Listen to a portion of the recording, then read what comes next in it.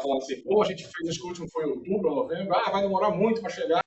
Já chegamos aqui, estamos retomando os trabalhos de 2025. Já temos, dentro, né, da coordenação de compra, temos alguns pontos, os próximos encontros já tá agendado, já tem um pessoal que está convidado, inclusive o próximo, que é dia 27 de março, estava tentando lembrar, pegar para a Paloma, 27 de março, vem um colega, o Érico Buono, ele é o CEO da Cost Drives, vai falar sobre direcionadores de custo, bem específico, para entender como é que é uma composição de custo, como é que, dentro de um transporte, como é que o diesel afeta o preço, e são especialistas nisso. Então, de novo, se tiverem a oportunidade de vir, já reservem a vaga lá com uma Paloma, que vai ser bem interessante. Muito bem. Fabrício, tá certo? Muito bem. Ok, pessoal, então hoje a gente vai conversar um pouquinho sobre hedge, né? A gente também teve uma ideia isso ano passado, com essas flutuações do dólar, né? E obviamente das commodities. Se pegar o café, por exemplo, teve uma variação de 25%, isso afeta, né? Isso aqui é engraçado, a gente estava semana passada conversando, né, nos grupos de compras, e as empresas de coffee machine, né, essas máquinas de café, todo mundo pedindo aumento de preço. Então, todos da área de compra, está todo mundo agitado, querendo abrir um bid, querendo entender.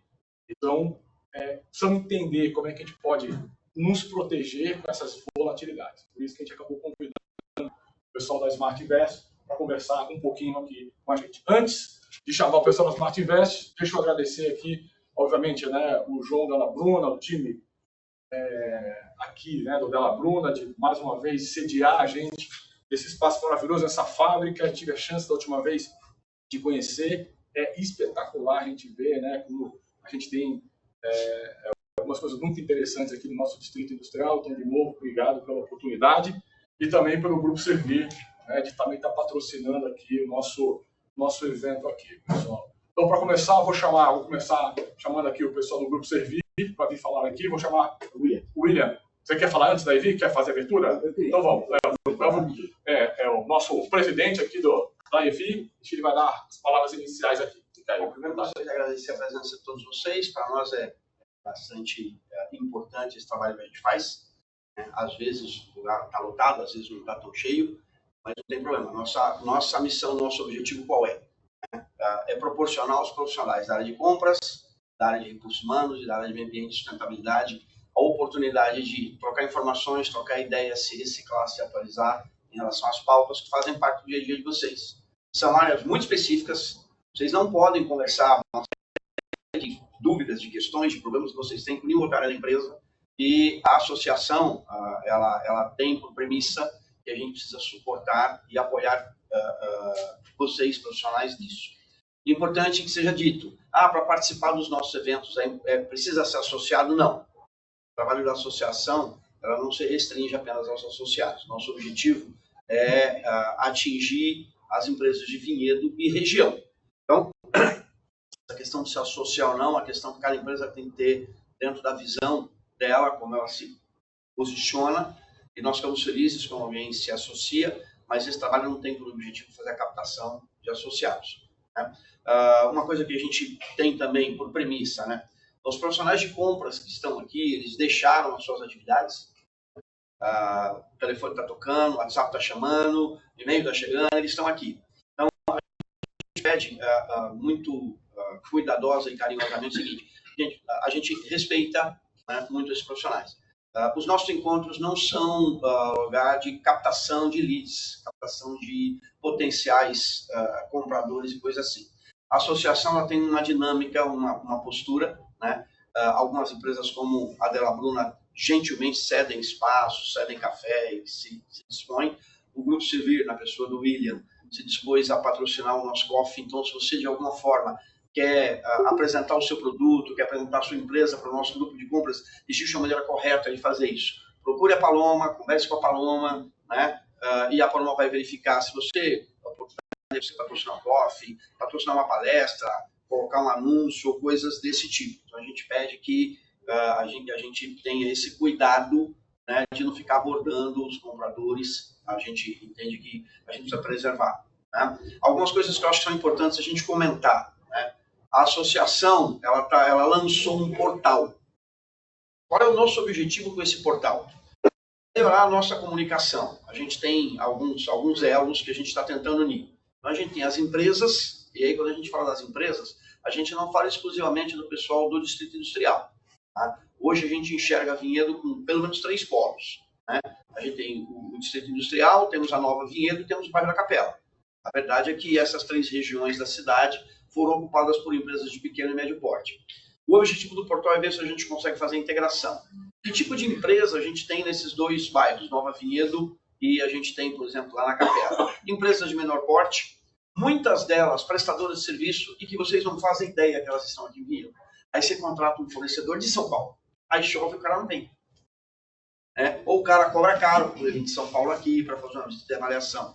Então, uma das nossas expectativas é de que a gente possa fazer uma aproximação entre as diversas empresas que a gente tem em Vinhedo de pequeno e médio porte com as demandas das empresas de maior porte. E o portal ele será fundamental para isso. Então, foi feito um movimento na associação de categorias para que o custo possa ser mais acessível. Então, a gente já tem várias empresas interessadas, desde escritório de advocacia, empresas de seguro, agências de fomento, mas nós temos eletricistas, nós temos profissionais de limpeza de ar-condicionado. A ideia é que a gente possa mapear esse tipo de fornecedor e aí a gente vai chamar, avaliar, qualificar, né? Na medida em que ele atenda, a gente consegue, com isso, priorizar o negócio dentro da nossa própria cidade. Fica melhor para todos nós e fica bom para a nossa sociedade. Outra questão também que a gente vem evoluindo bastante é na questão educacional. Tá? Então, nós temos em Vinhedo hoje o CEPROVI e o Instituto Paula Souza também está vindo para Vinhedo, é um movimento que a prefeitura fez. No CEPROVI, vamos imaginar assim, olha, eu preciso de um treinamento para operador de empilhadeira. Né? Passe essas informações para a Paloma, passe essas demandas para a Paloma, a gente conversa com o pessoal do CEPROVI e eles montam e estruturam esses cursos. A gente tem cursos de curta duração e temos cursos técnicos. Então, por exemplo, não sei se vocês sabem, Vinhedo tem um curso de técnico químico. Né? 100% das pessoas que estão no curso técnico químico, né, já estão empregadas e ninguém em Vinhedo. E são vinhedenses. Por quê? Porque não consegue se comunicar com as empresas de Vinhedo. Então é aquela história de trabalhar. A primeira empresa que me chamou, eu vou para lá. Então a EVI também está fazendo esse canal de comunicação. Então, além de CEPROVI e de Paula Souza, nós temos o Senai, né? Nós temos o próprio Senac, que aqui é meio distante, mas a gente tem apoio e contato com todas essas instituições. Então é importante que vocês saibam e passem essa informação dentro da empresa de vocês, porque o nosso trabalho, na verdade, ele não se restringe às reuniões. As reuniões é um plus, é uma coisa, algo mais que a gente quer trazer, pensando em você, o profissional da área de compras. Mas para a empresa como um todo, o nosso trabalho é mais abrangente. Tá? Eu queria passar a palavra para o William, para ele fazer uma breve apresentação da empresa, do Grupo Servir, que é quem está patrocinando o nosso coffee hoje, e essa é a forma como hoje a gente trabalha. Você quer apresentar o seu produto, o seu serviço, a gente faz isso de uma maneira correta, com compliance, não vai tomar um tempo muito grande de todo mundo e a gente respeita todo mundo, tá bom? Obrigado pela presença de vocês. Valeu, viu? Pessoal, muito bom dia. Uma alegria estar com vocês. Obrigado, Elvio. Obrigado pela Bruna. Obrigado a Evi. Nós somos vinhedenses há 18 anos e a gente acaba não se conhecendo, né? Por isso que esse tipo de evento é importante, para que a gente possa trocar informações. Então, nós somos apoiadores desse evento e dos próximos também. Meu nome é William, nós somos o Grupo Servir, nós somos uma indústria gráfica especializada em etiquetas e rótulos. E às vezes as pessoas imaginam por que a etiqueta ela pode ser tão importante. Ela pode ser complexa. Então, no nosso portfólio, nós temos etiquetas desde movimentação de caixa, que são as etiquetas de logísticas, até etiquetas mais sofisticadas, como etiquetas de RFID, né? Onde você tem a possibilidade de ter um inventário permanente, ou mesmo as tags do sem parar. Nesse momento, a gente está passando por uma grande transformação. O serviço está saindo do analógico para o digital. Nós estamos deixando de ser Grupo Servir para ser Servir Print. Agora, para falar um pouquinho a respeito disso, eu vou chamar uma colega minha de trabalho, que é a Suzy. Vou apresentar para vocês agora. Bom dia a todos. é um imenso prazer estar aqui com vocês hoje. Sou um dos avatares da Servir Print, e confesso que, mesmo sendo uma criação digital, sinto a energia vibrante e a oportunidade que este evento proporciona. A Servir Print é uma indústria gráfica robusta, com mais de 2 décadas de experiência no mercado. Quem diria que etiquetas e rótulos poderiam ser tão empolgantes e revolucionários? Trabalhamos com gigantes como Pirelli, General Motors, Arteb e Ceratil, que demonstra nosso compromisso inabalável com a excelência, a qualidade superior e a inovação constante. Essas parcerias de longa data são a prova de que nossas soluções atendem aos mais altos padrões de exigência. Por que etiquetas e rótulos? Vocês podem estar se perguntando, por que tanto entusiasmo por etiquetas? Bem, nós da Servir Print somos apaixonados por identificação e rastreabilidade. Acreditamos que cada etiqueta e rótulo é uma oportunidade de agregar valor aos produtos e otimizar processos. Oferecemos soluções que vão além do simples, elevando nossos sistemas de rastreamento para o próximo nível. Imagine rastrear um produto desde a linha de produção até a gôndola do supermercado, com uma precisão e eficiência superiores a um GPS com superpoderes. Conseguimos monitorar a temperatura de um produto sensível, como um medicamento, durante todo o trajeto, garantindo a sua integridade e segurança. Enquanto alguns ainda debatem entre papel e digital, nós já estamos bem instalados no futuro e adivinhem só? Ele já começou aqui na Servir Print. Nossa obsessão por inovações nos deixou completamente apaixonados por apresentar rótulos digitais flexíveis e altamente personalizados. Pense nas delícias visuais que encontramos em Vinhedo, como rótulos que mudam de cor com a temperatura, indicando se a bebida está no ponto ideal para consumo, ou que possuem texturas incríveis ao toque. É a tecnologia nos proporcionando magia e experiências sensoriais únicas em cada detalhe. Calor presente? Imprima. Nossas impressoras de termotransferência garantem que o que consideramos qualidade transcenda todas as expectativas. Nossos ribbons oferecem uma variedade e durabilidade excepcionais, garantindo uma superioridade inquestionável em cada impressão. Além disso, sendo oficialmente assistências técnicas pela Zebra e Armor, asseguramos que você receberá todo o suporte técnico necessário para o máximo desempenho de seus equipamentos. Oferecemos treinamentos especializados, manutenção preventiva e corretiva, e um atendimento personalizado para garantir que você aproveite ao máximo os seus investimentos. Aqui estou eu, avatar criado por inteligência artificial, preparada para te atender com a simpatia e o calor humano de um verdadeiro vinhedense. Apesar de não enfrentar os desafios diários do trânsito na Anhanguera, juro que estou tão conectado com vocês quanto um cabo de fibra ótica em altíssima velocidade. E, sejamos sinceros, quem não amaria ter rótulos inteligentes para vinhos, que indicassem a temperatura ideal para servir, harmonizações perfeitas e até mesmo a história da vinícola? Venham, vamos não apenas celebrar com os vinhos de Vinhedo, mas também brindar ao futuro espetacular da tecnologia de ponta e das infinitas possibilidades que ela nos oferece. Porque na Servir Print, a inovação é a nossa tradição, a nossa paixão e o nosso compromisso com o sucesso dos nossos clientes. Muito obrigada. Muito bom. Obrigado, Wagner. Bom, eu agora acho que vou convidar, né? Mariana aqui da Dela Bruna também. Trazer também uma palavrinha aqui pra gente. Bom dia a todas, meu nome é Marina Della Bruna. É um prazer recebê-los aqui novamente. Obrigada a Evi pelo convite em estar me sediando o evento de hoje. Vou mostrar um videozinho para vocês aqui. Nós somos uma empresa especializada na fabricação de mesas e cadeiras de madeira, né? O nosso público é institucional, é restaurante, bar, padaria.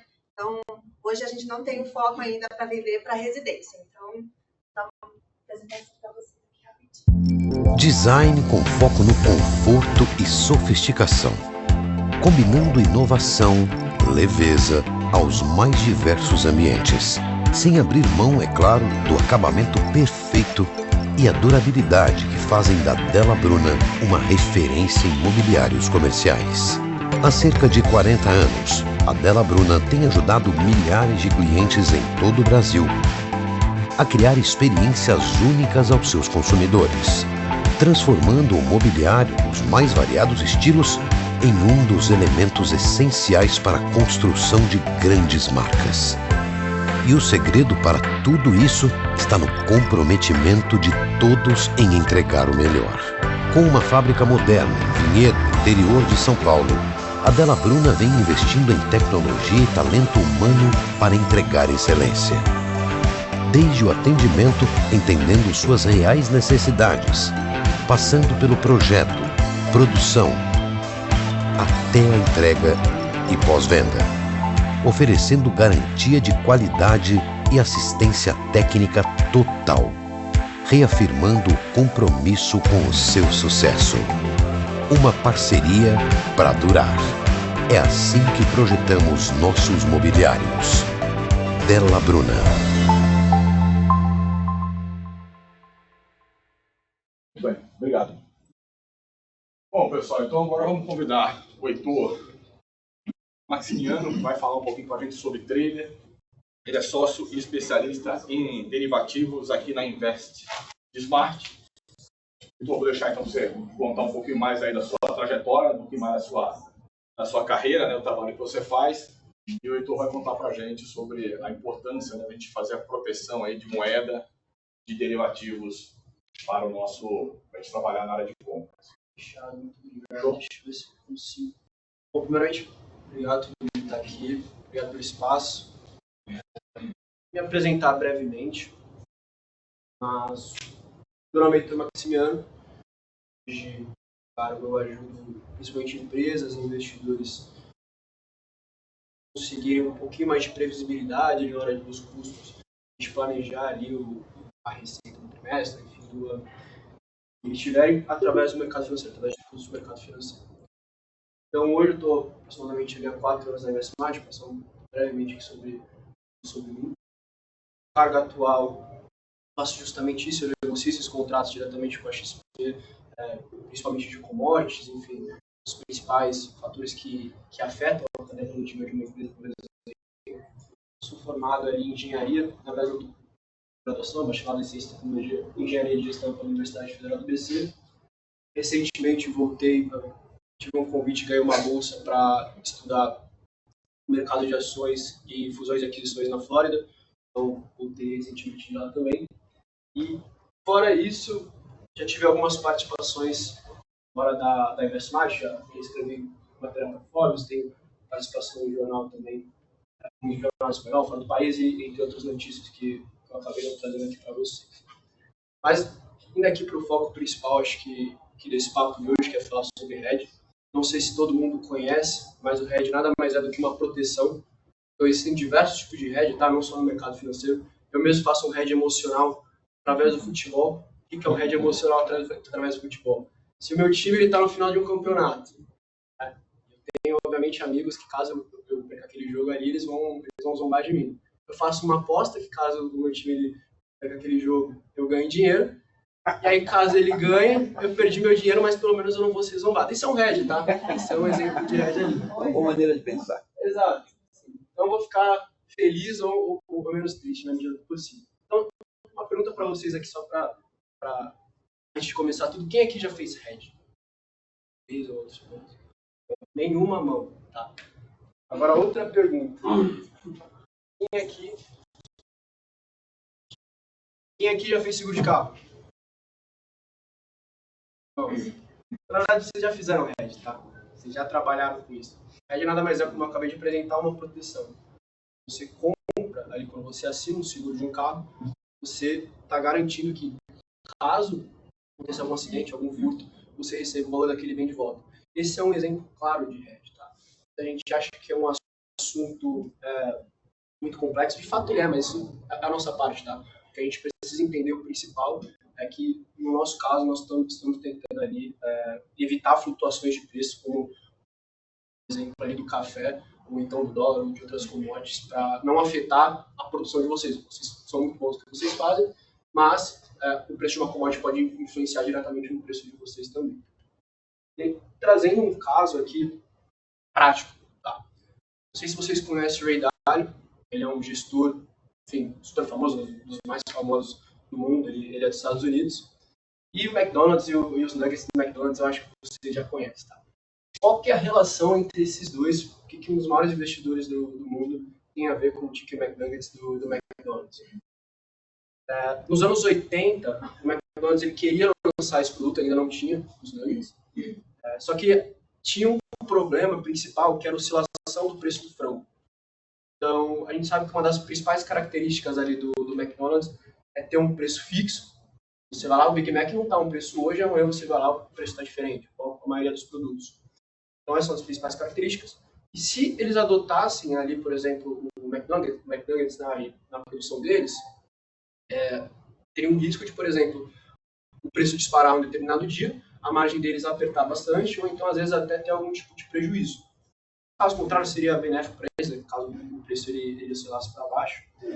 Mas o principal risco aqui era, enfim, uma alta exagerada dos preços. E não existia um contrato para travar o preço do frango, o preço ali, enfim, da ave. Então não existia esse mecanismo de hedge. Até que eles acionaram o Ray Dalio e ele teve a seguinte ideia, que na verdade é o frango. É o pintinho, põe embora. Soja e milho. E naquela época existia contrato futuro de soja e de milho. O preço do pintinho ele é praticamente irrisório, tá? Depois que o frango ele já tá pronto para abate, vamos dizer assim.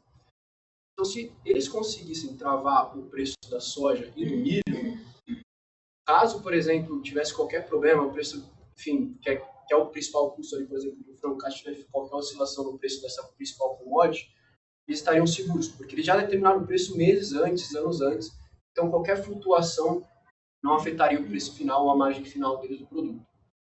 Essa foi a grande sacada do Ray Dalio, então, através de contratos futuros, que eu vou explicar mais para frente com detalhes, eles travaram o preço da soja e do milho, com isso eles sabiam qual era o preço final daquele frango, e aí poderia definir o preço do nugget sem nenhum problema. Tá? Se tivesse qualquer tipo de flutuação, eles estariam protegidos. E aí, qual foi o resultado disso? Se a gente hoje soma o Big Mac, o Nuggets e as batatas fritas do McDonald's, representam mais de 60% das vendas da empresa.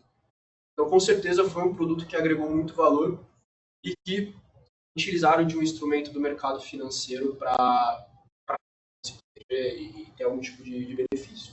Eu gosto muito desse exemplo porque, enfim, ele é real e ele é claro de como isso pode impactar, sem necessariamente, eles não fizeram nada, não mudaram a forma do nugget, não deram uma ideia de como eles poderiam trocar o frango por outra coisa. Simplesmente trouxeram uma solução para, enfim, ter um planejamento um pouco melhor. Onde a gente consegue trabalhar o hedge, tá? Falando mais especificamente numa empresa? Através das commodities. E commodities, assim, são muitas coisas, tá? A gente pensa somente em grãos, que foi o exemplo que eu acabei de dar, mas commodity é juros, é câmbio, então o exemplo do dólar que a gente acabou de dar. Boi gordo, por exemplo, é outro tipo de commodity, petróleo, enfim, uma possibilidade, uma infinidade de outros produtos, mas basicamente a matéria é esse estado bruto, tá? A matéria primária. Às vezes ela é comercializada dessa mesma forma com o produto final, mas na maioria das vezes ela passa por todo um processamento para ser depois transformado em um produto um pouco mais sofisticado. E aí, aqui alguns exemplos de como fatores externos, assim, não correlacionados com a sua empresa, pode afetar o preço dessa commodity e aí no final afetar o preço do seu produto. Com a máquina de café, ou enfim, as cápsulas de café. Enfim, uma Nespresso da vida, às vezes vai ter a ver com uma guerra, ou então com uma seca. O preço principal da commodity. Então aqui alguns exemplos principais, tá? No Brasil, quando a gente olha principalmente para milho e soja, ele é muito afetado por condições climáticas. Então laninha, ou então às vezes uma seca, uma quebra de safra, pode fazer com que a oferta seja muito menor, e aí com isso, se a demanda ela continuar contida, bem básica da economia, o preço ele tende a disparar. Petróleo, quando a gente tem uma guerra em um determinado lugar, ou então quando a gente tem uma escassez dessa commodity, o preço ele tende a subir bastante também. Isso, além de afetar os transportes, afeta também, por exemplo, produtos como resina. Aqui alguns exemplos de como esse commodity é afetado, tá? Principalmente através das guerras. O próprio boi gordo, assim, às vezes suspeitas de doenças, também pode variar bastante o preço daquele ativo. E com isso, enfim, tem um alto na queda disso. Específico, mas eu só quis aqui trazer exemplos de alguns anos, enfim, para vocês poderem ter noção de quais são os principais fatores que podem afetar isso. Por exemplo, tem um caso do café também que foi uma questão de oferta e demanda, mesmo questão climática. Nesse exemplo, aqui, na verdade não é nesse exemplo, nessa imagem, eu tentei resumir, eu sei que é muito mais complexo do que isso, mas tentei resumir qual que é a cadeia, né, qual que é a linha do tempo de um produto até ele ser comercializado e chegar à mão do consumidor final. Nesse exemplo aqui a gente tem a commodity, independente de qual seja, o transporte dessa commodity para a indústria, caso vocês não produzam essa própria commodity. Depois ela é refinada, o produto ele sai do estado bruto e já vai para um estado um pouco mais sofisticado, chega nas lojas e chega na mão ali, por exemplo, do seu cliente final, onde você recebe o dinheiro por isso. Quais são os principais riscos envolvidos nesse processo, pensando somente em variação de preço, tá? Muita gente só foca nessa. Acha que o principal, por exemplo, o custo do café, da soja aumentar ou diminuir vai ser afetado nisso.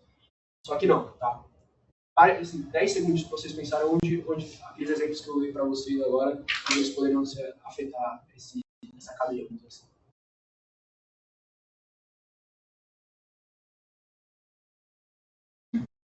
Tem aqui alguns exemplos. Primeiro de todos é a variação da commodity de fato. Então, se a gente tem um grão ou um petróleo que seja estado bruto oscilando de preço, isso vai afetar desde o início da sua produção. A variação no preço do combustível, você até comentou alguma coisa que semana que vem, acho que não aparece como o preço do diesel pode afetar. É exatamente isso. Se a gente tem uma alta no preço do petróleo, por exemplo, isso afeta o combustível, no final o frete fica mais caro, o transporte de vocês fica mais caro, então já é mais um fator ali para a gente ficar de olho. Variação cambial, acho que talvez esse seja o que mais afeta vocês hoje, na maioria dos empresários também. Não só empresário, mas pessoal, eu acabei de voltar dos Estados Unidos, como eu falei, da bolsa que eu recebi. Me afetou diretamente, tá? Então, eu tinha hedge, não vou mentir, parcialmente. Então, eu acabei pegando uma taxa de câmbio muito alta. E variação na taxa de juros. Uma outra pergunta, não sei se alguém tem essa resposta. Vocês sabem qual que é a commodity que o Brasil mais exporta? Então, soja.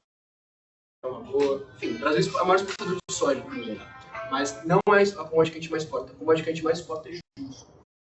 O Brasil ele tem uma taxa... assim, não, a gente não pensa nisso. Mas como a gente tem uma taxa de juros elevada, não tem um risco tão elevado assim, é o principal atrativo para investidor estrangeiro vir para cá e buscar esse tipo de investimento. E essa oscilação na taxa de juros ela também afeta diretamente vocês através das contas, né? Se você tem dívidas, por exemplo, o CDI da vida, isso obviamente vai impactar no valor final do seu produto, quando você olha as margens e tudo mais. Então, a gente está falando aqui de hedging, mas esses contratos que eu falei, de, enfim, commodities, negociado em bolsa, muita gente tem a visão que ela é puramente especulativa. Então, você pensa, por exemplo, em contratos futuros e opções, que é um assunto que eu vou abordar mais para frente, muita gente já conhece, pô, eu conheço alguém que quebrou com isso, ou então alguém tentou ficar rico do dia para noite através disso.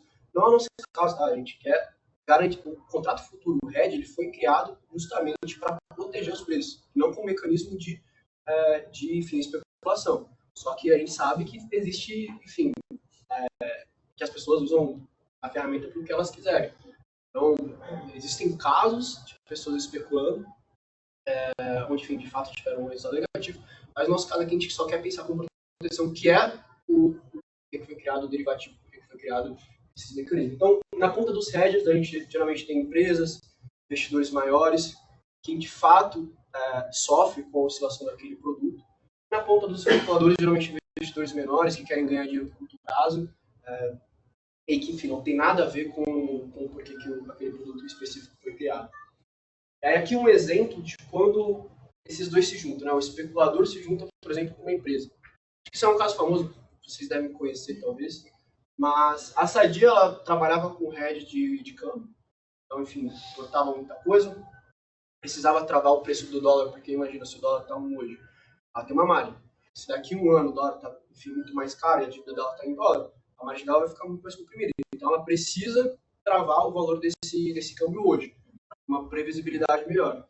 Só que não só isso, eles tomaram uma posição maior do que eles precisavam e entraram na ponta dos especuladores, tá? Esperando ali que, enfim, a moeda ia ter uma valorização real frente ao dólar, ter uma valorização bem expressiva. E a crise de 2008, quando desceu, foi o contrário. A gente teve uma desvalorização bem forte do real. E aí a Sadia quase chegou a quebrar até ver a recuperação da Perdigão. Não foi ótimo, comprou uma empresa que era concorrente, um preço muito mais barato por conta de um erro de poucas pessoas da tesouraria ali que tomaram essa posição especulativa. E não foi, como eu mencionei, não utilizou o mecanismo da maneira que ele foi criado, tá? Por que ele foi criado. Daquela mesma maneira que eu trouxe algumas notícias para vocês sobre a oscilação, eu queria trazer o gráfico mostrando como que os contratos futuros, como que isso reage na bolsa de uma forma quase que instantânea. Então, na guerra, agora, recente, já está bem longa, mas que a gente tem entre a Ucrânia e a Rússia, são dois exportadores de trigo muito importantes para o mundo. Quando começou essa guerra, o que acontece? Fecha espaço aéreo, ninguém entra, ninguém sai. O produtor que tem aquela plantação ali, muitas vezes ele abandona a terra, porque, enfim, imagina, bombardeado, não dá para ficar naquela região. Então, a oferta de trigo no mundo teria algum tipo de queda. Tinha acontecido naquele momento? Não, ainda nem tinham colhido nem nada. Mas o mercado financeiro ele sempre vai reagir antes daquele fato. E aí, assim que funciona, e reflete no preço do mundo inteiro. Então, como a oferta ela seria menor e a demanda não tinha nenhum motivo para ela diminuir também, o preço do trigo, no dia seguinte que começou ali a guerra, ele já disparou. Tá? Então, ali perto daquela coisa ali que eu sinalizei, o preço do trigo antes, e no dia seguinte, após a guerra, ele se manteve ali naquele patamar mais elevado. Então, como que isso impacta as indústrias? Imagina uma indústria de pão, por exemplo, ou então que usa o trigo como engorda para o gado deles, ou enfim, N coisas, seria impactada diretamente pelo trigo, porque a matéria principal estaria muito mais cara. Qual que seria a alternativa? Reduzir margem, ou então repassar esse preço para o consumidor final, e a gente sabe que talvez as vendas seriam muito menores. Igual o café hoje. Pode parecer que não, mas a gente sabe que a demanda já começou a diminuir um pouco, porque está muito caro, ou então buscarem outras alternativas ali para o café. Se vocês quiserem me interromper, fiz qualquer observação, pessoal, por favor. Outro caso aqui foi a soja com a laninha. Então, a laninha acabou afetando muito a safra aqui do Brasil em 2022. A gente teve, por mais que, enfim, a gente exporta muita soja, a nossa produção foi muito menor do que o esperado. E a soja, enfim, ela é utilizada no mundo inteiro. Como a gente teve essa quebra de safra, a oferta era menor, a demanda continuou, como mencionei, igual. China importando muita soja da gente. Aconteceu tudo isso que vocês estão vendo. Disparou. Então, o mesmo caso. Imagina você usa soja para engorda, você usa soja para outro tipo de finalidade que não seja o seu produto, que seja, na verdade, o seu produto, mas não o seu final, vai impactar ali no preço diretamente. E aqui, um caso mais recente, e aqui não entrando também no mérito nenhum de política, tá? Simplesmente como o mercado reagiu.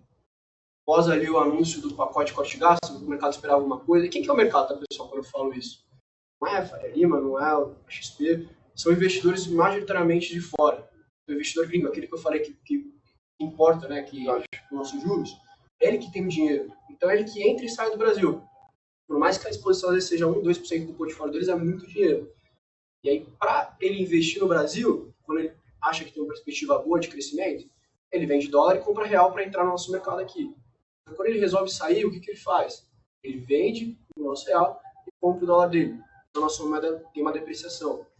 A gente já viu uma crescente, então já estava se valorizando bastante, mas logo após, por exemplo, o pacote de gasto, a gente teve essa alta expressiva. E aí o dólar é legal porque o câmbio ele pode afetar todas essas outras commodities que eu falei. Então, não necessariamente tem uma quebra de safra, enfim, uma guerra, mas simplesmente porque a nossa moeda se desvalorizou, teve essa, enfim, vai impactar toda a cadeia ali da sua empresa. Alguns exemplos e algumas bolsas, por exemplo, de commodities, tá? No Brasil, tinha forte em boi, milho e soja. Em Londres, por exemplo, a bolsa de Londres, principalmente os metais, milho, cobre. Em Chicago, outros grãos também, soja, muito lá, mas tem café. Petróleo também é negociado nos Estados Unidos. Enfim, a gente consegue acessar praticamente qualquer bolsa. Existem as mais líquidas, que são aquelas que a gente consegue geralmente o preço de uma forma mais rápida. Mas até contando, por exemplo, um caso aqui para vocês de um caso real também de um cliente. Foi impactado pela guerra. Não está no slide, mas trazendo para vocês. Ele importava a ureia da Rússia para fazer fertilizante aqui no Brasil, entregar para o produtor, enfim, de soja, de milho, tudo lá. E como que ele fazia isso? Ele fechava o contrato aqui com o produtor, eu fecho com você tantos milhões, você me paga, parcialmente ou integralmente, eu vou lá, trago essa ureia e depois eu te entrego daqui a tantos meses. Ele não tinha feito hedge. O que aconteceu? Ele tinha diversos contratos para entregar para os produtores, tinha, se não me engano, eram 40 milhões de dólares que ele estava trazendo da Rússia. Começou a guerra, a empresa que exportava para ele falou, não vai dar para enviar os navios. Ele tinha que entregar aqui para o pessoal. Como a oferta de ureia também ela diminuiu muito, de fertilizante diminuiu muito, preço disparou naquela época. Só que ele já tinha um contrato. O que ele teve que fazer? Ir no mercado local, comprar um preço muito mais alto do que ele já tinha negociado antes, para poder entregar e não ter uma quebra de contrato. Como que ele poderia ter se protegido dessa maneira aqui, nesse exemplo?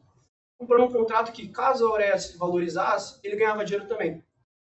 Eu imagino o seguinte, não acontece guerra, não aconteceu nada. A Aurea se desvalorizou. Ele perde o dinheiro desse contrato, né, que ele tinha comprado, mas ele vai comprar muito mais barato, então a margem dele vai aumentar. Exato. Agora, se tem qualquer problema e o preço dispara, por mais que ele vai ter que comprar no mercado aqui com um preço muito maior, ele ganhou dinheiro também com o hedge, com a proteção dele. Ele não precisa se preocupar, o net dele é zero ou quase isso. Como é que ele ganha esse dinheiro? Ele não, nesse caso, ele não ganha. A gente quer esse aqui é o principal ponto. A gente não está especulando, tá? A gente puramente está tentando travar o preço para não ter proteger surpresa. uma coisa que tem um peso significativo dentro da sua estrutura de custos. Perfeito, exato. Então, nesse caso, a Aurea para ele era muito importante porque ele tinha que entregar. Então, imaginando que custe R$100, tá? Não sei quanto é o valor da Aurea, mas R$100. Se ele fizesse uma proteção, hedge tem um custo, obviamente. É igual seguro de carro, você paga. Você paga pensando em bater? Não. Mas se bater, você tem um valor ali a restituir. Então, ao invés de R$100, ele adicionou R$3 nesse plano da Aurea porque ele pagou um seguro de contra alta. Então, o custo dele agora não é mais 100, é 103. Eu vou trazer um exemplo prático depois no final, tá? Mas só adiantando. É mais caro? É, marginalmente mais caro, tá?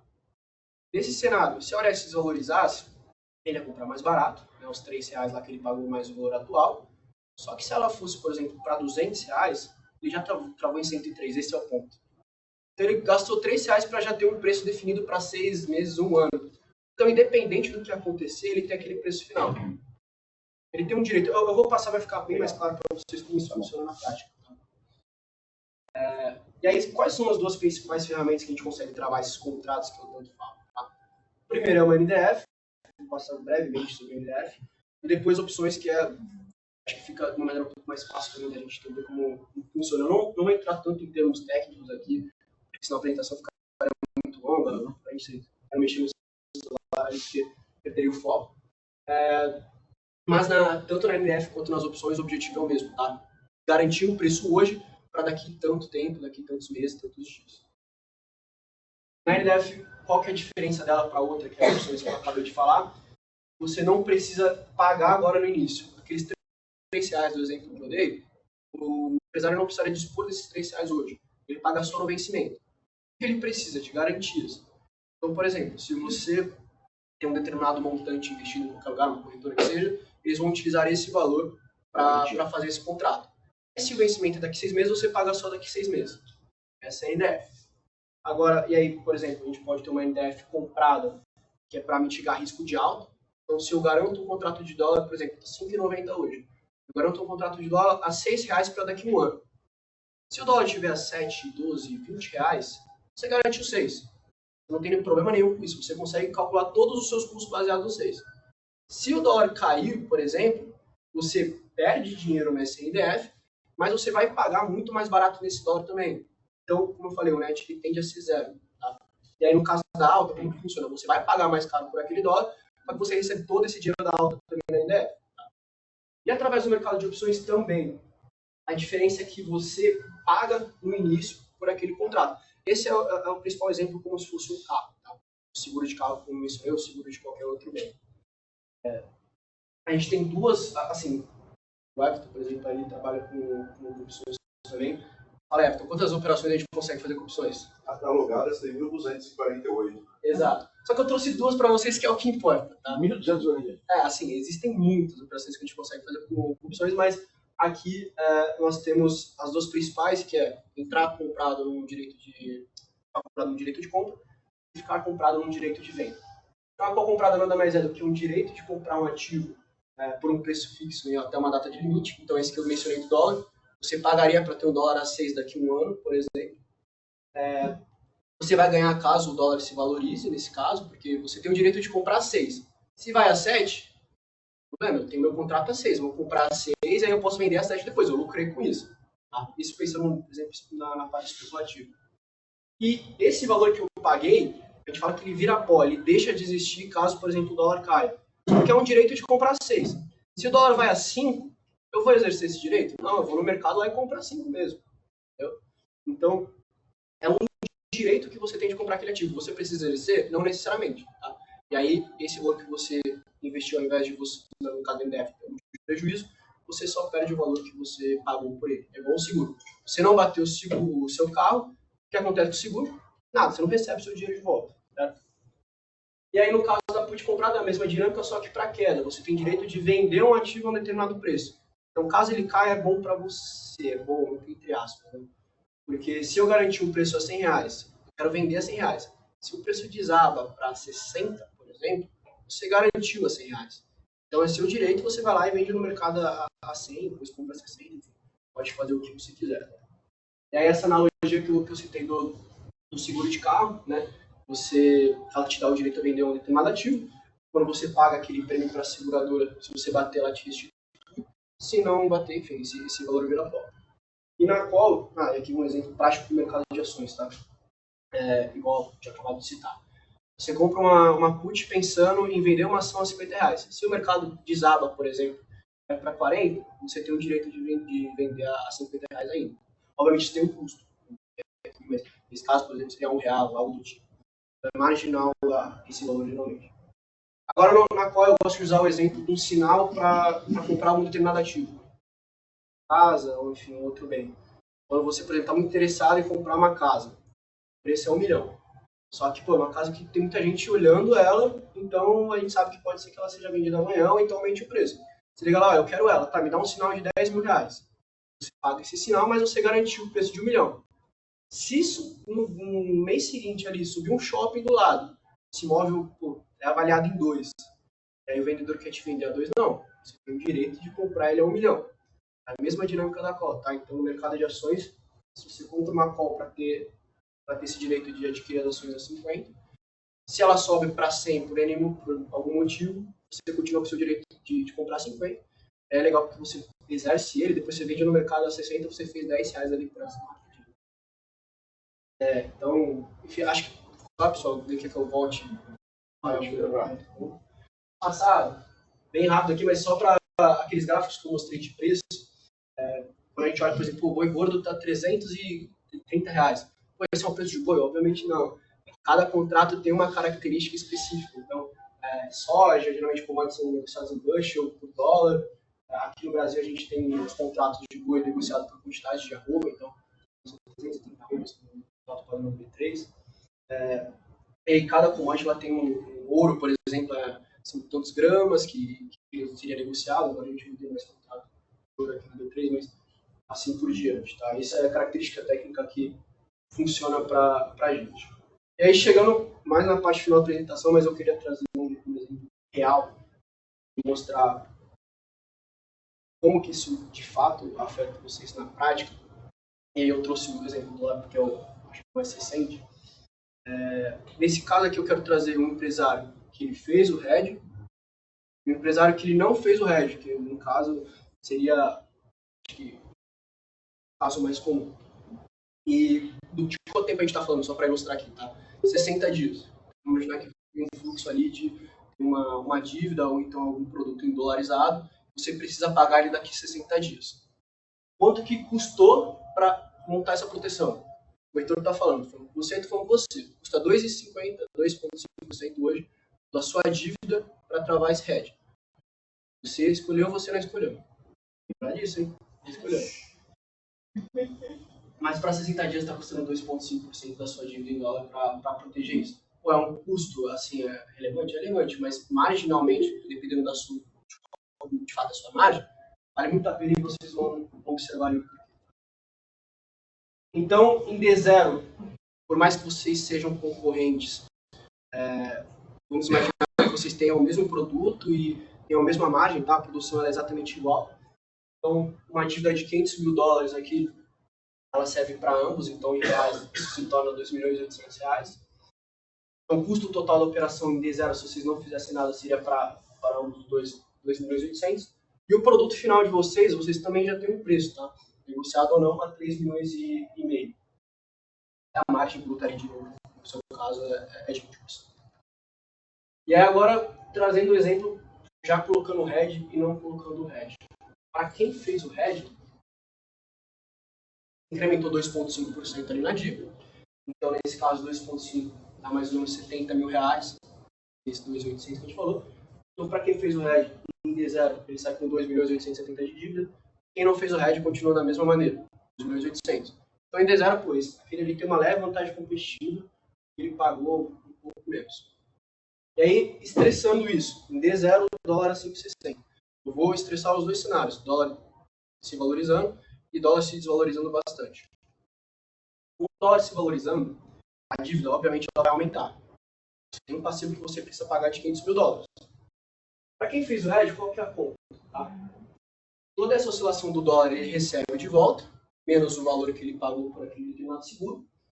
Então, por mais que a dívida dele saiu de 2.800 para 3.140, ele recebeu ali um crédito referente à operação de 270 mil reais.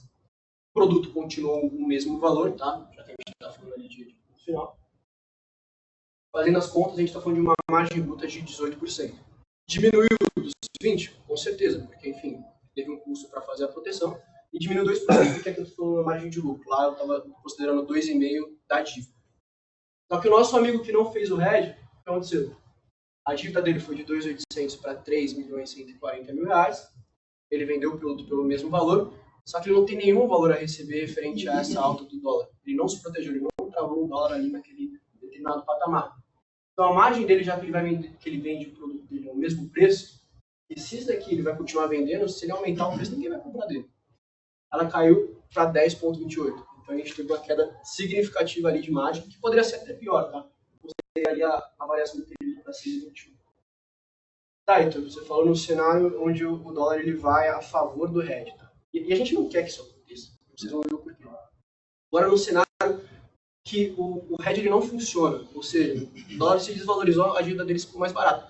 Pô, eu não deveria ter feito seguro, eu gastei um dinheiro a mais.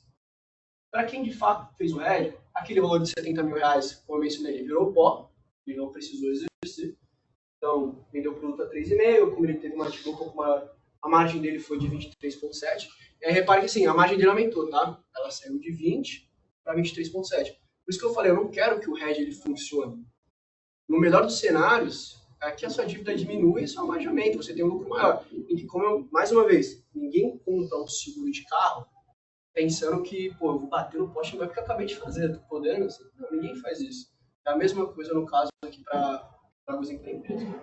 E aí, para o nosso amigo que não fez o hedge, ele deu a sorte ali que o dólar desvalorizou.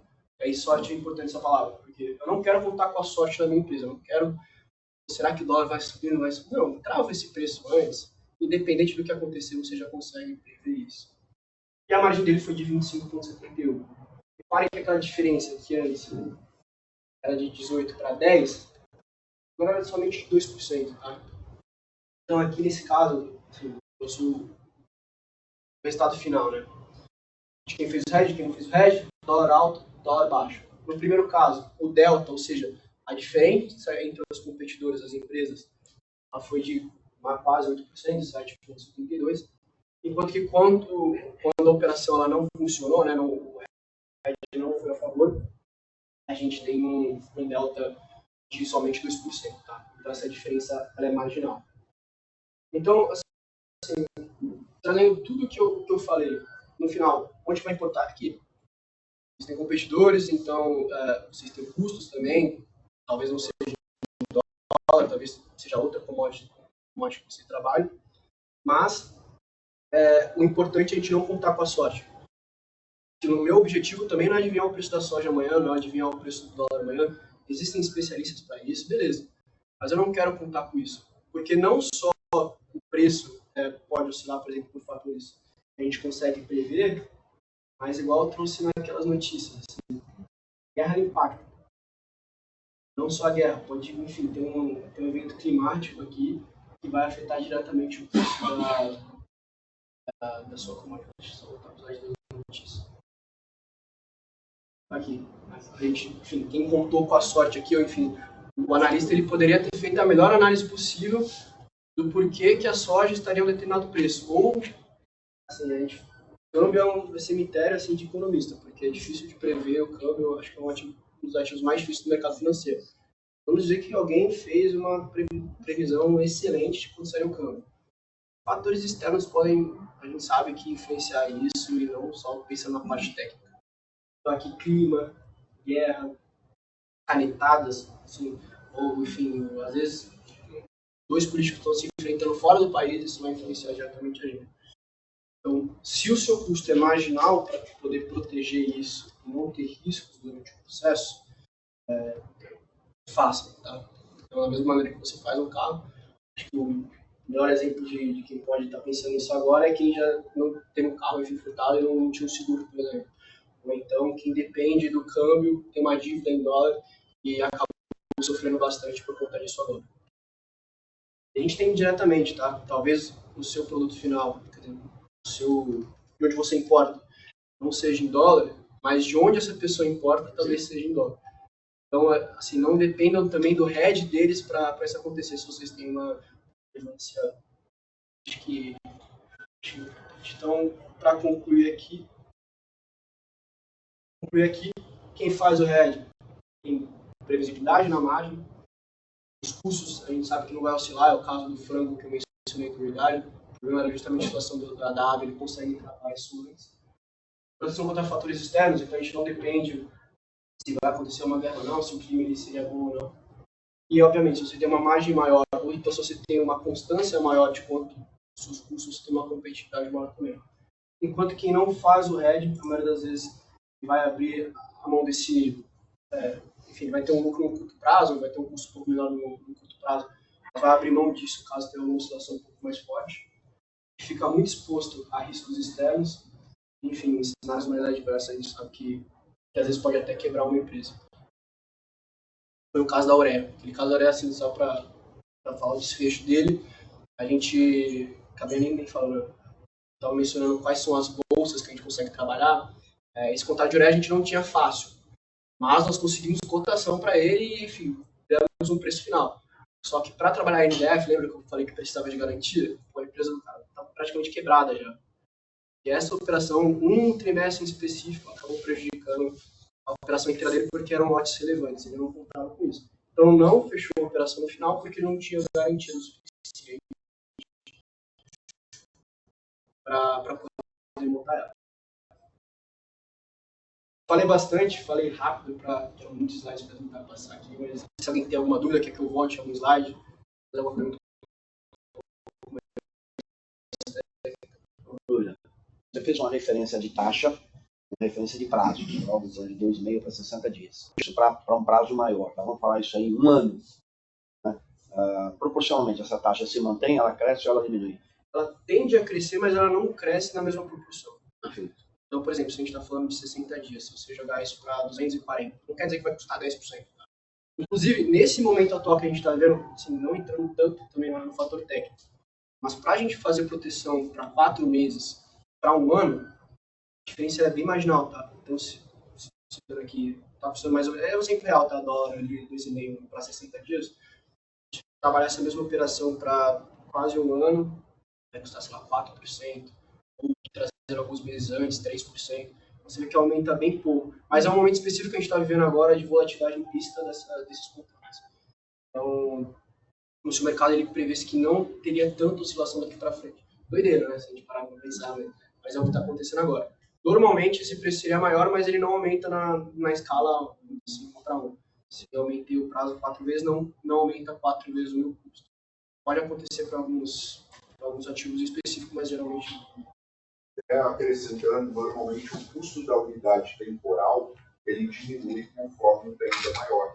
Principalmente quando volta um pouco para a indústria e vai olhar a parte de investimentos. Então você vai vender um contrato, vai fazer investimento. Ali você tem um pouco mais de hedge relacionado a commodities. Mas tem um custo energético. Então hoje uma indústria varia entre 5% e 30% de produção dentro do custo energético. Tem como buscar através do hedge.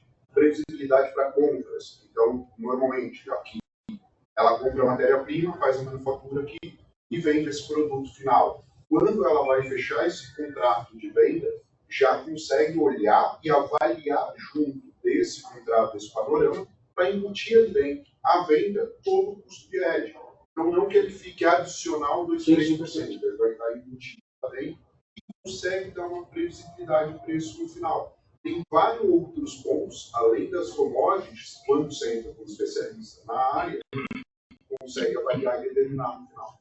A gente poderia talvez dizer que, no caso, por exemplo, da matéria-prima básica, que tem um impacto importante no custo, seria possível fazer um planejamento para negociar com o fornecedor? Até com a expansão. Então, hoje eu separo um caixa ali para fazer a expansão da indústria, eu consigo olhar se entra de forma prévia com o especialista para conseguir travar. Vai ter uma alta de material, igual a gente teve no meio da pandemia ali, uma alta. Então, eu consigo trazer uma previsibilidade para evitar que eu precise parar uma expansão no meio ou precise reduzir o que eu vou fazer.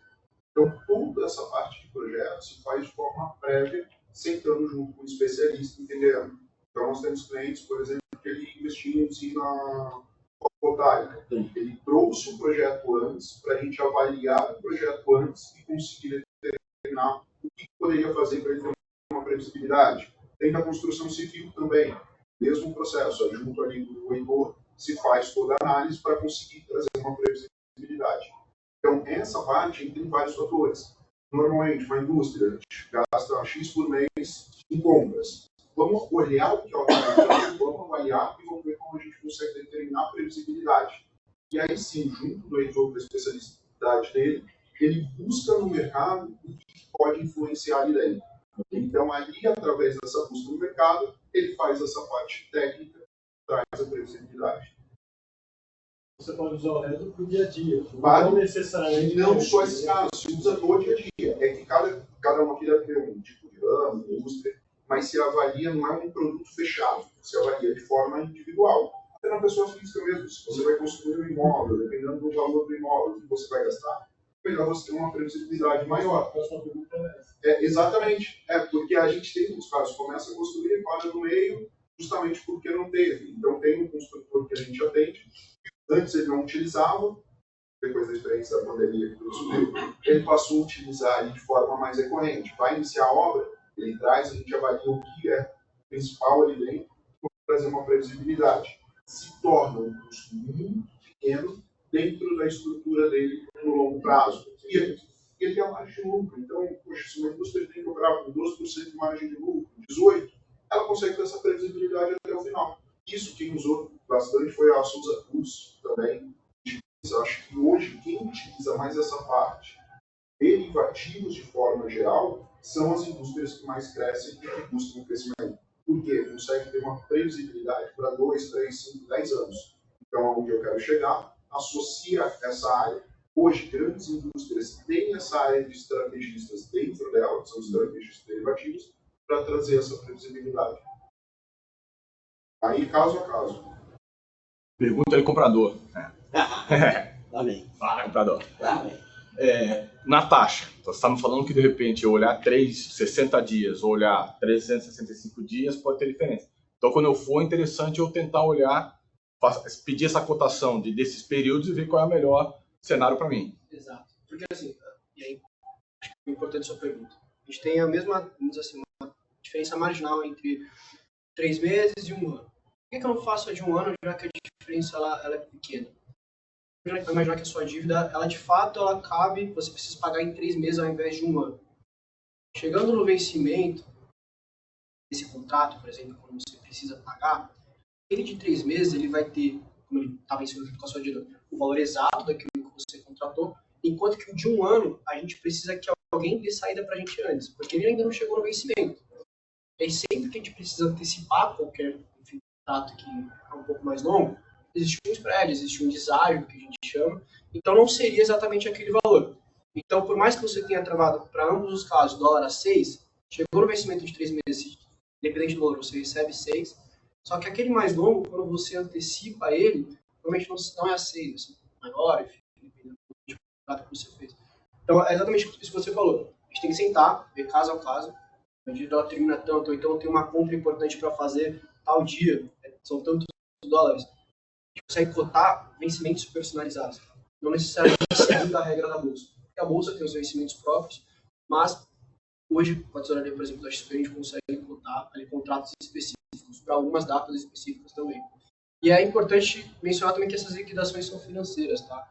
Existem alguns contratos ainda que existe a liquidação física, você recebe o bem, Mas aqui a gente está falando puramente financeiro. Imagina receber soja na sua casa. Na pandemia teve um caso, quando o barril de petróleo ficou negativo, tinha uma escola onde o diretor comprou esses contratos, venceu o contrato, e eles queriam entregar o barril. Eles deram até um estudo de viabilidade para entregar o barril dentro da escola. Vocês disseram, não lembro desse desfecho, eles não entregaram, tá? Mas existe também alguns contratos onde você tem a liquidação física daquele ativo. Que no início era assim, mas hoje em dia é puramente financeiro. Oi, Heitor, mas enfim, a resina que eu trabalho aqui, ela não é o mesmo preço da que está sendo negociada em Chicago. Por mais que ela, às vezes não é exatamente o mesmo preço, a oscilação durante o período ela provavelmente vai ser igual, tá? Muito parecido. Então, a sua custa 30, a de Chicago está custando 35. Mas passou um mês, aconteceu algum fato relevante, aumentou 10%, a Chicago provavelmente vai aumentar 10%, a sua também provavelmente vai aumentar 10%. Tá? A gente só precisa desse delta, dessa variação de se beneficiar, vamos dizer assim. E aí, puxando um gancho com o que o Everton falou, quando você tem uma previsão de como, por exemplo, a sua dívida já está controlada, é para tomar crédito, ou até quando você senta para conversar com o banco, ou algum outro lugar que vai estudar se vai disponibilizar um recurso para você ou não, isso é importante. É muito mais saudável você saber a dívida do seu cliente, quanto que ali no máximo ele é inadimplente ou algo do tipo, enquanto que naquele outro segundo caso que eu mencionei, a gente não sabe, porque, enfim, ele está totalmente exposto à variação cambial daquele período. É importante até para você ter essa segurança de crédito, por exemplo, quando você precisa tomar um empréstimo ou coisa do tipo. Até dentro, um dos principais indexadores quando você toma crédito vai ser um CDI, vai ser um IPCA. Dentro desses contratos, tem proteções que conseguem fazer para conseguir tirar essa imprevisibilidade e trazer de forma mais assertiva. Teve um outro caso recente, a pessoa colocava um número simbólico aqui, mas precisava de 3,5 milhões, tomou 5 milhões, porém esse 1,5 que ele tomou a mais serviu para ele montar a estrutura e travar a operação dele no final. Então, o custo dele, tomando um crédito a mais, saiu menor, inferior do que ele só tomasse os 3,5 e ficasse exposto à oscilação, no caso dele, estava indexado ao CDI, ficasse exposto ao CDI. Então, o RED nada mais é do que uma proteção. Cada caso, cada indústria, cada contrato, cabe um tipo de proteção que aí onde um especialista entra, identifica.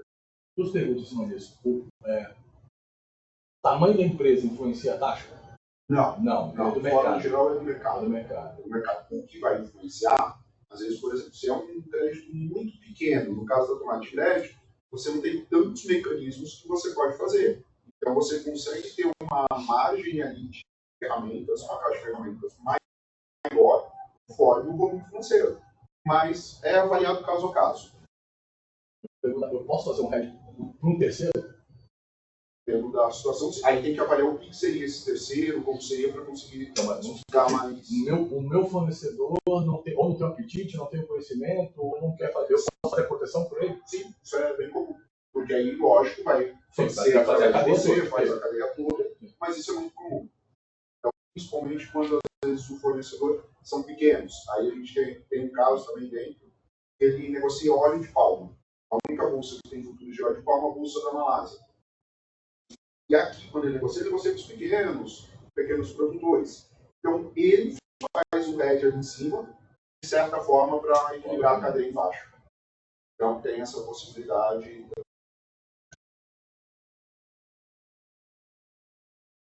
Talvez mude de tamanho, por exemplo, para pessoa física.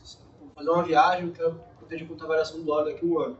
Existem algumas opções que a gente chama de prateleira, que são aquelas já prontas, e aí aquelas personalizadas, geralmente tem um volume um pouco maior, mas para a empresa sempre a gente consegue cotar, para vencimentos específicos.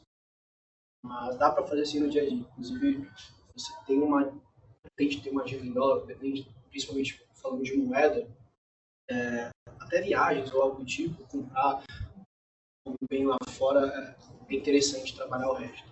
Vale para a faculdade do filho? Vamos conversar, né? No ano passado eu me estrepei. Dá para fazer com N ativos e, como eu mencionei, existem diversas operações. Eu trouxe aqui, resumindo, 3, que é a RLF, a ponte comprada, mas aí é o nosso trabalho cotar e tentar trazer a melhor opção para você. que assim, até citando um exemplo prático, ao invés de você pagar 2,5 para travar o dólar a 5,60, a gente consegue fazer uma operação, por exemplo, que ela trava de 5,60 até R$7. É um range bom, né? Uma boa oscilação. E ao invés de custar 2,5, custa 2. Então, às vezes, para você é mais importante, porque para 60 dias talvez não chegue a 7 e já é suficiente para você esse tipo de oscilação. Então, você não precisa pagar 2,5, você paga 2. Então, é um exemplo prático de uma operação que a gente consegue fazer. Existe uma infinidade que a gente consegue trabalhar. Eu só agradecer o espaço. Pode falar. Eu posso fazer uma operação de comprador e vendedor direto de hedge ou eu preciso de um intermediário? Por exemplo, a gente faz com uma seguradora, né, um vendedor de seguro. Eu necessariamente preciso ter um intermediário? O intermediário você diz, por exemplo, a gente ou uma corretora?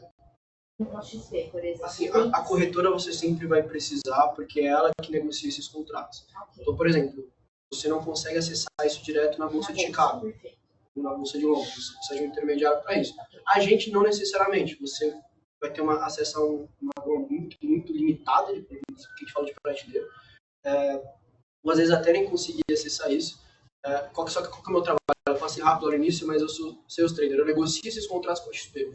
Meu dia a dia é ficar fazendo essas operações, vendo se o preço está justo ou não, e dependendo da necessidade do cliente, montar uma operação diferente. Aí eu monto alguma coisa personalizada para ele. A XP, o trato que ela é a contraparte, ela não negocia direto. Então, no caso do Heitor, ele fecha a compra com a XP, vamos dizer que a XP é a contraparte, ela vai vender a put. Okay. Ele acorda com ela e fala, olha, eu estou precisando de uma put, assim, uma proteção de venda, e você está na outra ponta. Só que ela conversa com o Heitor. Ela não conversa direto entre as pontas. Certo. Você não consegue, isso assim, você não consegue acessar a adicionaria da XP. E aí o que é legal? Ao mesmo tempo que a gente tem a XP, eu vou lá, coto no óleo, e ele me deu um preço melhor. Poxa. E assim em hora exata, a negociação. Mas é um facilitador. A XP tem praticamente assim, quase todos os commodities que são negociados ou conseguem buscar, e tem um market share muito relevante aqui nesse mercado no Brasil. É fácil buscar esse preço para esse tipo de ativo. Uma pergunta no fundo. Tem lá no fundo lá. Pode falar. Na verdade, é mais uma pergunta de comprador, né? A gente está sempre buscando oportunidade em todos os negócios. Falando no sentido contrário do que o Renato falou, de a gente fazer o hedge para o fornecedor. Hoje, os meus fornecedores, eu monto as posições todas e eles fazem todos os hedges. Você acha que tem oportunidade de eu trazer isso para dentro da empresa? Fazer diferente? Eu fazer os hedges em vez de fazer? Eu tenho o meu preço fechado em reais. Eu travo em reais e ele compra, toma as posições na bolsa, ele trava o dólar dele e eu tenho preço em reais. Você vê oportunidade nisso, de eu trazer isso? Sim, porque é você que controla assim, o preço. Eu imagino que deve ter um spread maior. E controla a margem, né? Sim. Porque ele pode botar gordura, ela está pagando duas vezes. Hoje as principais trades operam dentro delas. Mas você sendo um computador, você consegue ter. Seria a tua mesa trade para poder travar a operação e você deixar a outra conta. Você consegue fazer pela sua. O Paulo faz uma tela, eu quero a tela de Nova York de março, tal, e ele faz o preço em reais, vai ser. E a gente atende bastante essa parte disso. Então é tranquilo, você faz sua operação e você deixa o preço destravado, enquanto isso você negocia a briga para ter uma com eles. Porque esse custo que eles fazem lá, ele já embute para te passar. E o deve ter um spread maior aí. O spread com certeza a operação sua, você sabe disso, ele precisa sustentar essa área lá dentro. Vamos dizer assim, precisa pagar todo mundo. Então ele vai te spreadar mais lá dentro para conseguir arcar com o custo dele. Você tendo isso dentro para você, a sua pedida é seu, você tem essa margem maior. Aí tem que só avaliar o contrato, entender um pouco mais ali qual é o teu produto específico, qual a influência e qual o mecanismo buscaria do lado de cá para poder trabalhar. O spread geralmente é alto, assim, quando eles têm as próprias trades. E é legal porque você consegue negociar antes e depois do físico ser vendido ou não. Você trabalha, por exemplo, com commodity agrícola. Tem os dois casos, o produtor que a trading vem, dá um preço para ele vende antes mesmo de colher, então ele já sabe quanto que vai valer a soja dele quando ele estiver colhendo ali daqui 6 meses. Aí o que esse produtor ele vai fazer? ele vai montar uma operação para casa, a soja ela tem uma valorização, ele ganha com essa valorização. Porque se ele não fizer isso, ele já vendeu, enfim, se tiver uma valorização, ele vai ficar para trás dos concorrentes. E aí o outro caso é ele não negociar com a trade, ele não tem o risco dele ainda negociado, e aí ele contrata o seguro, no caso, para baixo.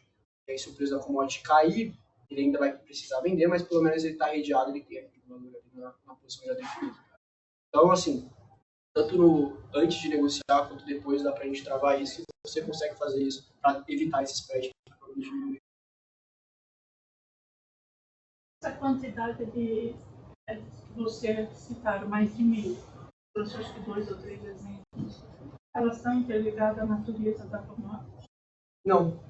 Não? É puramente a put e a call. Assim, no mercado de opções, é um mercado muito, muito complexo, mas a gente, assim, já aumentando aquele exemplo de put comprada e put vendida. Logo no início. Mas se a gente já começa a complicar um pouco mais as operações, se a gente traz o vendedor também, o lançador das pessoas, aqui eu trouxe a call comprada, que são 2 contratos de fato. Pode adicionar mais 2 aqui, que são os vendedores dessa put e o vendedor dessa call. Quando nós trazemos tanto o tomador quanto o lançador, aí que a gente começa a fazer diversas operações. E aí não importa a commodity, no final o ativo objeto ele é o mesmo, e vai mudar a complexidade desse contrato. Aquela trava que eu mencionei do 5,60 até o 7, é uma trava de alta que a gente faz, que é, a gente compra um contrato aqui e a gente vende aqui. Então eu tenho o direito de comprar esse preço, mas eu dei o direito para alguém comprar naquele lá. Então, a minha possibilidade é durante esse intervalo. Essa é uma operação consideravelmente simples, são 2 pontas. Existem operações com 8 pontas.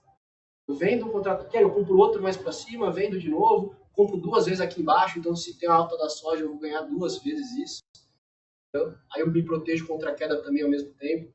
Tem operação, inclusive com opções que você não precisa desembolsar esse valor, a gente chama de zero cushion, que é quando você não precisa pagar inicialmente, só que obviamente você perde alguma ponta, geralmente é um limite de alta, que é diferente, ou algo do tipo. Então, esse é o nosso trabalho. Geralmente, para hedge, para ser sincero, é mais simples. Vai put comprada, call comprada, uma trava de alta, uma trava de baixa, funciona bem. De vez em quando a gente dá uma incrementada quando a operação geralmente é um pouco mais complexa, mas na maior parte dos casos isso daqui funciona muito bem, a NDF também. E a NDF nada mais é do que o que eu mencionei, né? Você precisa da garantia, você trava aquele valor, vai ter um custo também, se o dólar está 5,90, travar 6, o seu custo são esses 10 centavos, mas ele funciona da mesma forma. É um pouco mais simples, mas você precisa de mais recursos. Geralmente, ali em torno de 35% do volume operado você precisa ter na XP, por exemplo, para fazer essa operação. Sua dívida ali, naquele caso, é de $500 mil, por exemplo, mas de $175 mil ou mais que você precisa ter em conta para trabalhar. Aqui na opção não, são R$70 mil que eu falei no início. Então, você, com um valor menor, você paga por aquele seguro, e aí por aquele prêmio, e você consegue trabalhar. Mas não, as operações, aquelas infinidades que eu passei, não está ligada diretamente na commodity, pode ser qualquer um. Só precisa de um contrato. Tem um contrato negociado em bolsa, a gente faz assim, as variáveis. Mais alguma pergunta, pessoal? Ótimo, mas acho que a gente vai estourar o seu tempo. Não, a ideia é essa mesmo, interagir. De novo, enfim, agradecer o espaço de vocês, acho que é legal a gente se aproximar. Procurem a gente, para as meninas, se quiserem levantar. Bem desconfigurado ali, mas qualquer contato que vocês precisarem, gente, esse é o nosso WhatsApp. Esse WhatsApp é da filial aqui de Vinhedo, né? De Vinhedo. Na frente do atendimento tá eu, a Karen e a Denise. Então pode centralizar o contato na gente, que a gente vai passar toda essa demanda e colocar vocês em contato com o Heitor Uruguai. A gente fica à disposição. Ana Faria Lima, é um prazer tomar um café com vocês lá no você é da Faria Lima, então? Eu fico em São Paulo. O Lula não gosta de você. O Lula não é só amigo. Que bom, sorte a sua. Mas relaxa, fiquem sem prazer por conversar com vocês lá. Enfim, a gente faz reunião por vídeo também, sem problema nenhum. Legal. Tchau, pessoal. Obrigado aí pelo tempo. Obrigado.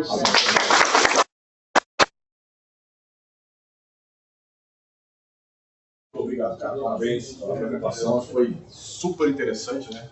Tem um caminho gigante, instigante, né? E eu vou dar uma passadinha lá, porque eu quero proteger, porque ano passado eu tomei um ferro para pagar a faculdade do meu filho. Estamos chorando ainda, porque eu tenho que pagar a próxima, né? Cada 6 meses eu tenho que pagar uma pancada, apesar de ter bolsa de 70%, ainda é caro pra caramba. Show de bola, gente. Muito obrigado pela oportunidade. De novo, né, agradecendo aqui pela Bruna, pelo espaço, né, o pessoal da Vest Smart, por estar aqui com a gente, ter preparado o material. E o grupo que agora é Servir Print, né, então, com a mudança. Wagner, obrigado aí pelo material, pela apresentação. Encerramos, então,